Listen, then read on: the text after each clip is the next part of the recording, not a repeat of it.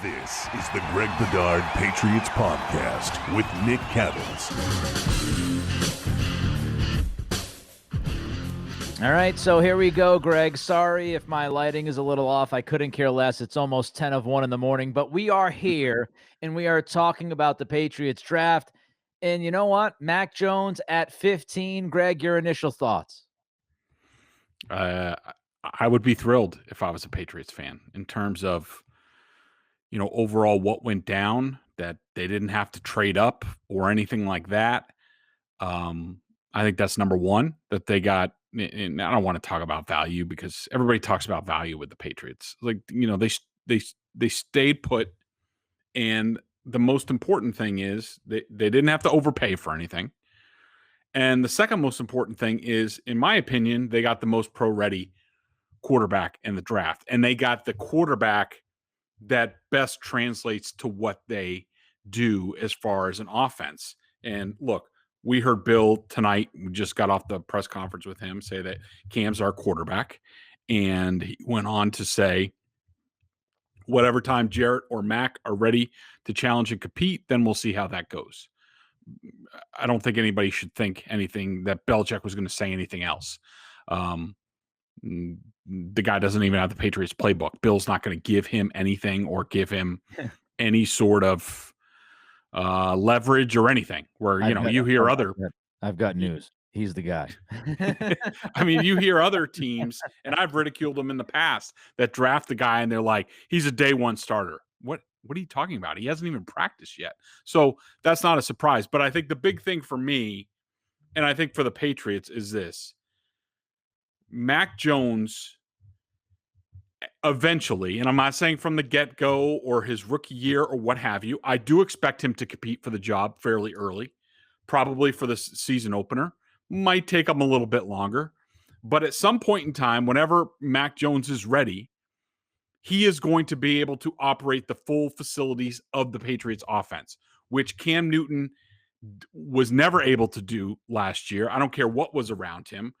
Mac Jones is one of the most advanced. I didn't get a chance to ask Bill this question in the press conference. I wanted to, but Mac Jones is probably the most advanced college quarterback in terms of pre-snap, checks, reads, all this stuff, all the mental stuff that goes on at the line of scrimmage. I have not seen or heard of a quarterback as advanced at Mac Jones in terms of what his level of experience is. And I think that is exciting to me. It's probably exciting to Josh McDaniels. It's probably exciting to the Patriots that eventually, at some point in time, Mac Jones is going to be able to do a lot of the stuff at the line that Tom Brady could do. I'm not saying everything. I'm not saying that he is Tom Brady. But just to be able to say, all right, we see this defense, we're going to check out of this. This guy is advanced beyond almost all college quarterbacks. You talk to people around the Alabama program, and they talk about how smart he is. They talk about how he's been teaching the Alabama offense to Bill O'Brien down there. So Right. Just in terms of all that, that's a great basis, and it's something that the Patriots lacked, whether it was Cam Newton or Jared Stidham coming from the Baylor offense and the Auburn offense. Mac Jones can do everything that the Patriots need to have done at the line of scrimmage, and that is a huge key component in this offense, and they got a guy who can do that. I was happy, and I was happy for a couple of reasons. As you said, number one, they didn't have to give up assets to move and draft the guy. Number two, they obviously had quarterback as the biggest priority, and they actually drafted a quarterback in the first round. They invested in that guy. And I just look at Mac Jones, and we've talked about this, Greg. I think he's a great fit. Now, is he going to be incredible? I don't know, but he's a great fit. He checks a lot of the boxes that Belichick looks to check when he talks about quarterbacks. About this draft tonight, when you look at Justin Fields, he obviously falls all the way down to 11. There's a trade up by Chicago. Chicago drafts him in that spot. Were you surprised at all that Fields got down to 11? And were you surprised at all that Belichick didn't make a phone call and didn't try to jump up? Okay, well, let's start with the early surprise pick, which was Trey Lance. Trey Lance. Over Mac Jones. Right. it wasn't totally out of left field. I thought they were going to go Mac Jones, but I could see why they went Trey Lance. I don't know why, in hindsight, they needed to give up all that they did for Trey Lance for a guy who's at least going to sit probably for a year, if not 2. That's an awful lot to go up there. But, look, it's Kyle Shanahan's show. He's going to do what he's going to do. So, I did talk to people around the Patriots at that time, and they could be lying to me, but they were not surprised that Trey Lance went to the Niners at number 3. So maybe they had an idea, maybe they had played this out. But as far as Justin Fields, his drop, it's a little bit surprising. I mean, look, we had talked about it before. I thought that the Panthers were going to take him if he was there. Now, Then again, maybe the Panthers didn't think J.C. Horn, who went to them, or even Pat Surtain at the 9 spot to Denver that was not a trade up. Maybe they didn't think the cornerbacks were going to be there, and that if Fields was on the clock, they would take him. But as far as the Patriots not trading up to get Fields, look, I think that the Bears gave up a lot. The Patriots, to make that little leap, they could have done it. Do I think it gives us any indication how they felt about Fields? Not necessarily. I think at the least this tells us that they had Fields and Jones sort of in the same area. But I think you and I talked about it before the draft in terms of the quarterbacks. I told you from my reporting that I thought that the Patriots had 3 quarterbacks that they thought was worthy of the 15th pick or higher. Right. And I thought it was Lawrence. I thought it was Zach Wilson. And I didn't know for sure, but to me, I thought that Mac Jones was the 3rd. And I agreed with that evaluation. That was my evaluation. I had Mac Jones 3rd. I had Fields 4th, and I had Lance 5th. I'm not surprised the way things went down. I would say that my first indication or first blush at that to see it is that I don't think the Patriots were crazy about Justin Fields. I think that they wanted Mac Jones all along.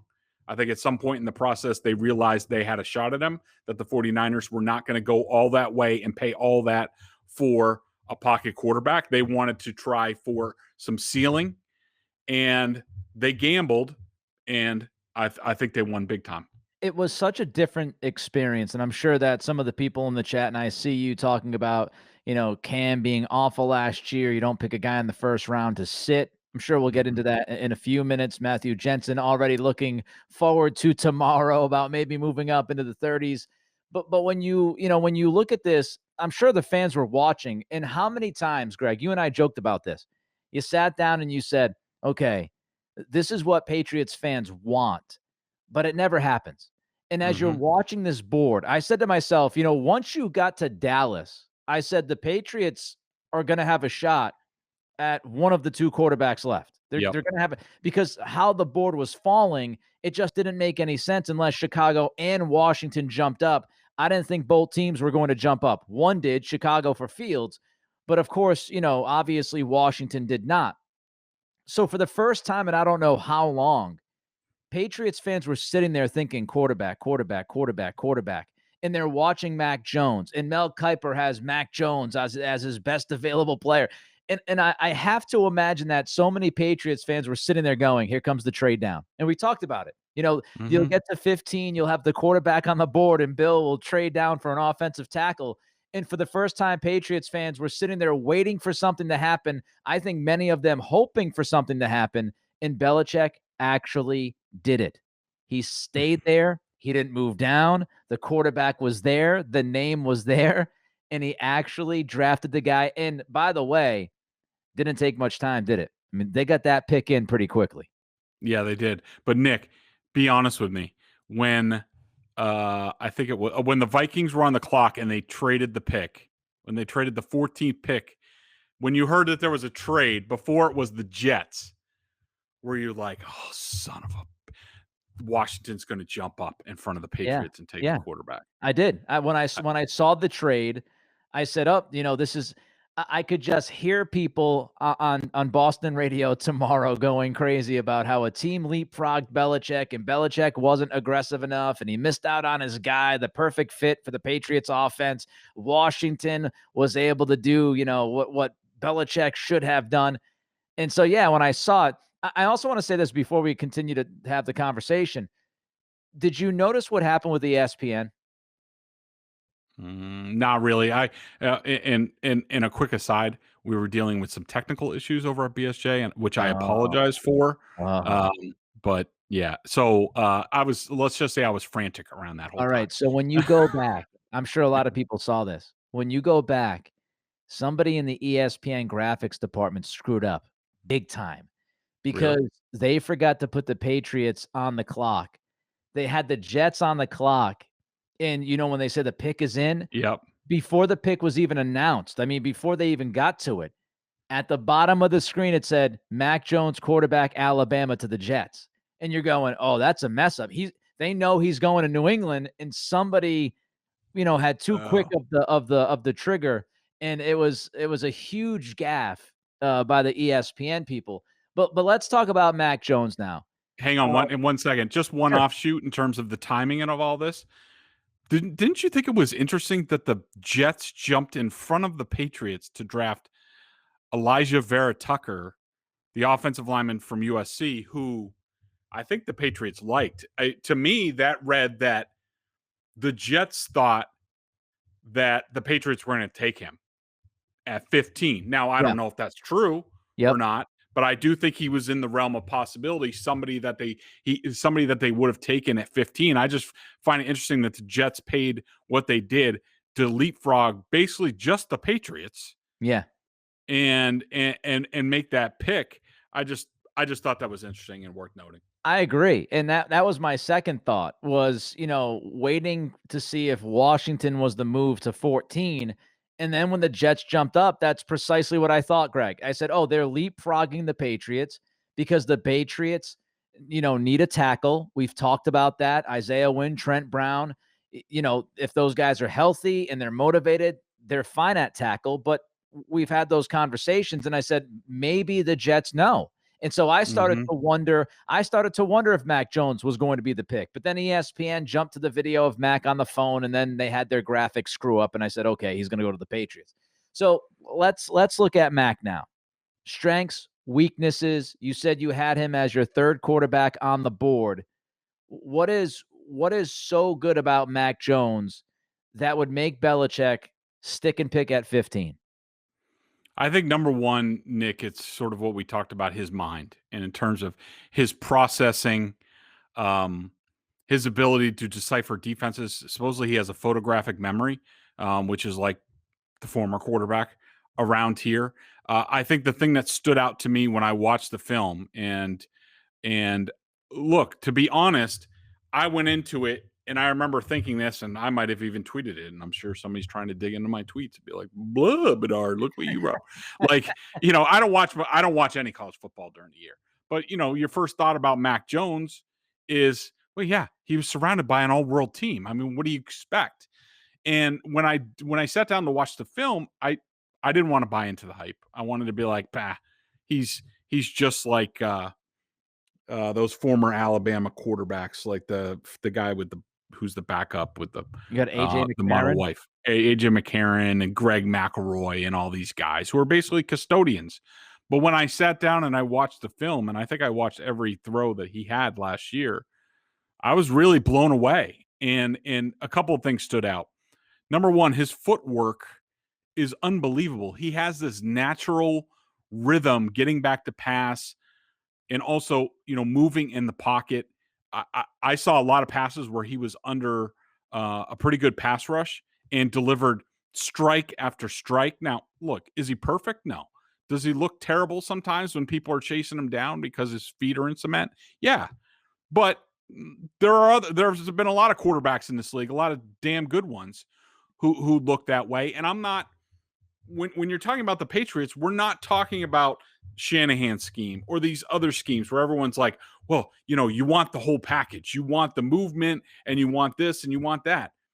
It's great. It can fit in the Patriots scheme, but really at the end of the day, this league, I don't care what you do as far as running and mobility and things like that. At the end of the day, you're going to have to do what Tom Brady did in Kansas City to win that AFC Championship game, which is convert like 5 or 6 third and longs. And you're not going to do that rolling out or anything like that. You're going to do that in shotgun, 2-step drop, boom, get it out, hit skinny posts against 2-man coverage all over the place.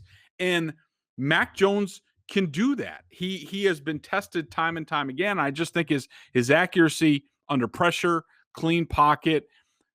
Yes, he had a bunch of good receivers around him, Alabama. But the thing is, when you watch the film, they all make it look effortless. And you watch other people like Justin Fields, players before that had a lot of talent around them. Yep. Those receivers have to work a little bit. But Mac, it just seemed like everything was in stride, everything was in time. I think he's the perfect quarterback for this system. And now it's just a matter of time, in my opinion. Yeah, and let's be honest here. Every single quarterback in this draft has a flaw, if not multiple flaws. And when you look at, you can make the arguments when Trevor Lawrence was playing his best football, Clemson was pretty loaded, okay? It's not like he was playing with a bunch of screaming. Mm-hmm. Yeah, you look at these quarterbacks, right? Ohio State had some pretty damn good weapons. Chris Olave is a really good wide receiver. Yep. And so, we can go through all of it. We can talk about Justin Fields and the progressions and all that stuff and some of the questions about him. You're going to have certain questions, but you've got to look at the strengths as well. And listen, I said this before the Patriots picked him. I've been saying it for the last couple of months. I do watch a fair amount of college football during the season, and I liked Mac Jones. I was saying I liked Mac Jones before he started to become flavor of the month the last month or so. I think that he's a good quarterback. I think he's extremely smart. He's extremely accurate. He takes care of the football. Like you said, Greg, he manipulates the pocket with his feet. He can go north, south, east, west. He's not a supreme athlete. He's not a supreme athlete. Okay, well, that's fine. You got to take the flaws with what he does well.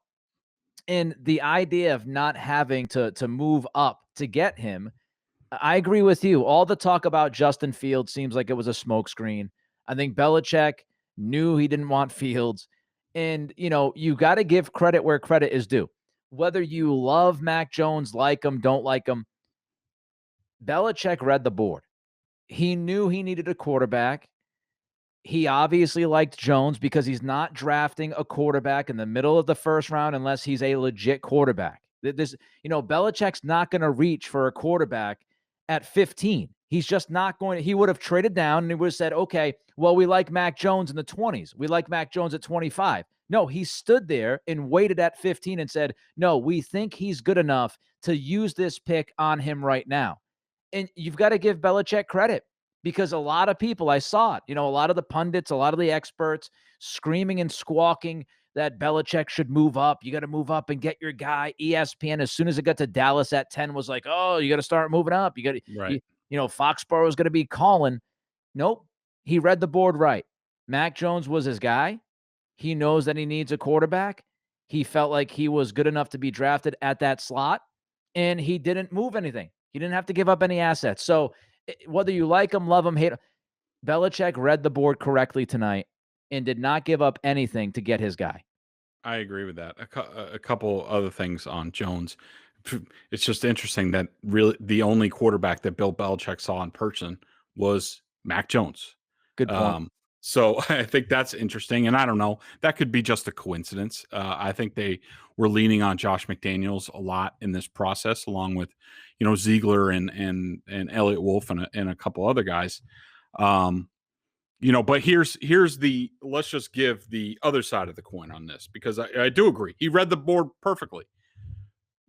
I think the question, and I think it's still worthy of asking, even if the 49ers did what they did at number 3 and getting Trey Lance, the flip side of the coin will be, and we'll sort of measure this however we measure this, would the Patriots have been better off paying the piper to get Garoppolo before the draft, say for a future second round pick or something like that, making the money work and spending 15 on Zaven Collins or Darisaw or, what have you, whoever else went on. I'm just looking at the board right now. Jalen Phillips, Jamin Davis, I think Kadarius Toney, and going that route. But, I think for now, I think the Patriots are happy with the way it went. They read the board right. And I think this is the right. I think and I said this about the 49ers possibly getting him. I think that Mac Jones is better than Jimmy Garoppolo, or I think he will be in short order. Jimmy's a little bit better physically, but in terms of his mind and staying on the field, availability, I think that Mac Jones is better than Garoppolo at this point. Plus, he's younger. Yeah, and I see people saying, who else was going to draft Mac Jones? But we don't know that. We have no idea. Yep. Here's the point. Mac Jones, and Greg has been saying this, he had Mac Jones as a fit for the Pats. He thought, and you said this, Greg, that, you didn't think they were going to be super aggressive and move up for guys. Mm-hmm. But you thought that sitting at 15, if one of the couple of guys that they liked, and you mentioned Mac Jones because you said, I think Lawrence and Wilson are the other two guys that they would like to have in this draft. You said there were 3 quarterbacks in the top 15 picks that you could see the Patriots kind of justify. That they would have those kind of grades on. Yeah. Right. The first half of the first round, they would have 3 guys at that position that they would have that kind of grade on. It was Lawrence and Wilson, and it was Mac Jones. And obviously you can't get Lawrence, you can't get Wilson. So I don't know. Maybe if the Patriots traded down, somebody would have traded up and picked Mac Jones. Maybe if, they didn't sit and pick and they moved down, maybe Washington picks him at 19. I have no freaking clue. The point is they had him obviously earmarked as a guy. It was their number one priority going into this draft, and they got their guy. Is it going to work out? I don't know. I like him. I don't know if I love him, but I really like him. So we'll see how it goes. Let's talk about Jimmy G, because I feel like you and I have spent so much time talking about Jimmy G on this podcast. And we need like a sad tuber or something. Yes. You had said one time, you used the analogy that it was like, Belichick was looking from inside the house, and Jimmy Garoppolo was in the back seat of the car, and they were kind of waving at each other and just kind of trying to reach out, and Belichick would have his hand on the window and Garoppolo had his hand on the back window. Well, finally, Greg, tonight, it looks like that car in the front of the house drove away. Yeah, it looks like it. I mean, I don't think the dream is completely over. It is for this year. Who knows what happens a year from now, when Jimmy's set free from San Francisco, and, maybe Mac Jones's feet are in cement, and, maybe Bill still brings him in anyways because he's his guy and all that. But, yeah, it looks like Jimmy's going to be the starter until he gets his ass sat when Trey Lance is ready, whenever that is. And in that scheme, I think it can be pretty early. Look at RG3. He went from Baylor, which was one of the simplest offenses, to running that and being offensive rookie of the year. Trey Lance can't do that after trading up 2 first-round picks. I would be surprised if Trey Lance does not play this season for the 49ers, and then we'll see. But the Patriots got their Jimmy G. And so now we can look forward to the future. And also, before we leave, we should probably talk real quick about tomorrow. Yes. Well, that was what I was going to get into. Yep. A lot of people are looking at the board now. They're looking at players. I was surprised that JOK is still on the board. I love him from Notre Dame. I'm surprised that he's still there. Barmore is still there. Interesting. Yep. An Alabama guy, defensive lineman, can pressure up the middle from the D line. So let's just look at it. Elijah Moore. I know some people are bringing up Elijah Moore in the chat. He's still there. They're going to be receivers. Receivers are deep. So when you look at the board, Greg, the Pats are sitting there at 46. How do you feel about going into tomorrow night? Yeah, so they have 46. I mean, I would not be surprised if they try to trade back and maybe bottom of the second, pick up a third, because they do have that 50-pick gap from the second to where they pick in the third round in the compensatory area. Right. But, just in general about tomorrow, I think that receiver is pretty deep tomorrow. I mean, there's whether it's Terrence Marshall from LSU or Rondale Moore, Elijah Moore, Dwami Brown from North Carolina, Eskridge.